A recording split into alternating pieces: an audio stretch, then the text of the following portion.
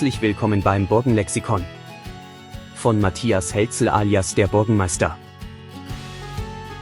Kubi-Quader. Bereits in der Antike und bei den Römern wurden Quader bearbeitet und teilweise sorgsam und präzise bei Bauwerken verwendet, wie etwa beim Kolosseum in Rom oder der Porta Nigra in Trier. Ab dem 11. Jahrhundert tritt das Quadermauerwerk auch bei unseren Burgen wieder vermehrt auf. Hier fand es zuerst in Form von einfachen, behauenen Handquadern im Mauerverband Verwendung. Im 12. Jahrhundert und später ändern sich die Formate der Quader, die nun Höhen von 60 bis 80 cm und Längen von 1,5 bis 2 Metern erreichen können. Ein Beispiel dafür ist die Schildmauer der Burg Neuscharfneck im Pfälzerwald. Auch die Bearbeitung der Quader wird differenzierter, insbesondere durch die Einführung der typisch staufischen Buckelquader, die in dieser Zeit häufig verwendet werden. Aufbau eines Quaders.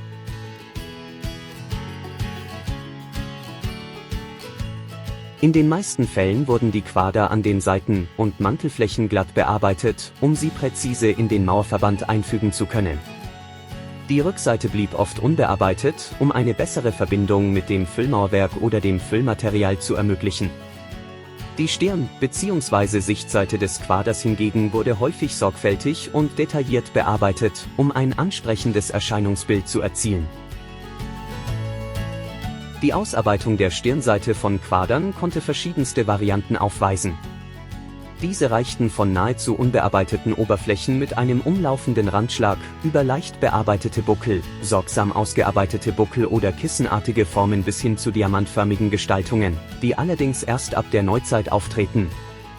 Auch in der modernen Architektur finden Quader weiterhin Verwendung, insbesondere als dekorative Zierelemente in Fassaden und Mauerwerken.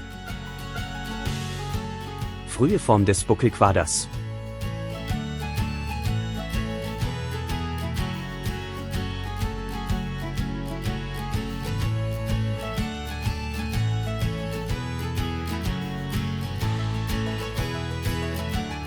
Klassische Form der Buckelquader.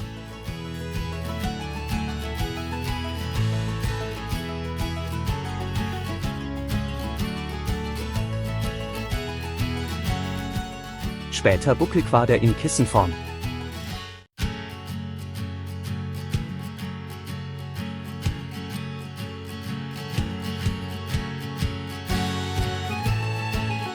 Hightech auf der mittelalterlichen Baustelle. Auch im Mittelalter waren verschiedene Hilfsmittel erforderlich, um schwere Quadersteine präzise zu setzen und große Mauerwerke zu errichten. Besonders wichtig waren dabei die sogenannten Steinzangen und der Wolf. Der Einsatz solcher Hilfsmittel war entscheidend für die Errichtung großer, präzise gefügter Steinbauten im Mittelalter. Besonders bei Burgen- und Kirchenbauten, bei denen oft große und schwere Quader zum Einsatz kamen, waren diese technischen Hilfsmittel unersetzlich, um die beeindruckenden Bauwerke der Zeit zu realisieren. Die Steinzange war ein zangenartiges Werkzeug, das es ermöglichte, Quadersteine sicher zu greifen und zu bewegen. Sie funktionierte nach einem einfachen mechanischen Prinzip, bei dem durch das Eigengewicht des Steins die Greifbacken fest an den Seiten des Blocks gehalten wurden. Dies erlaubte es, die Steine exakt in Position zu bringen, ohne sie zu beschädigen. Die Steinzangen wurden vor allem dann genutzt, wenn es darum ging, die Quader in der Höhe zu versetzen, also beim Errichten von Mauern oder Türmen.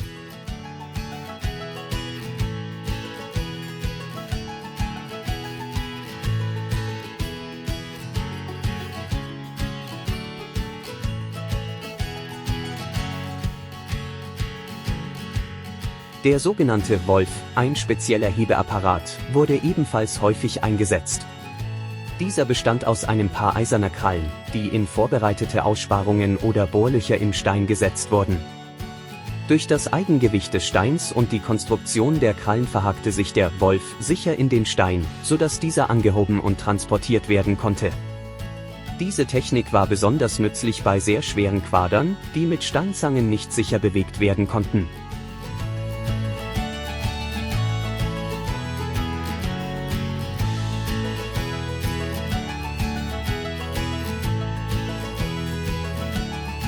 Zusätzlich wurden auch Kräne verwendet, um die massiven Steinblöcke zu heben. Diese Kräne bestanden meist aus hölzernen Konstruktionen mit Seilen und Flaschenzügen. Sie wurden entweder manuell oder mit Hilfe von Tieren-Menschen in einem Laufrad betrieben und erlaubten es, die Steine in größere Höhen zu heben.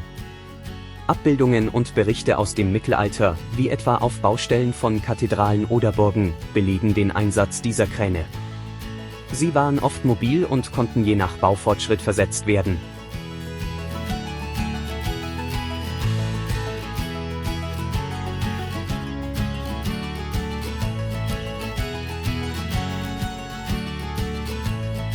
Ich bedanke mich für das Schauen des Videos und ich hoffe, ich konnte Ihnen etwas Burgengeschichte, Burgenwissen näher bringen.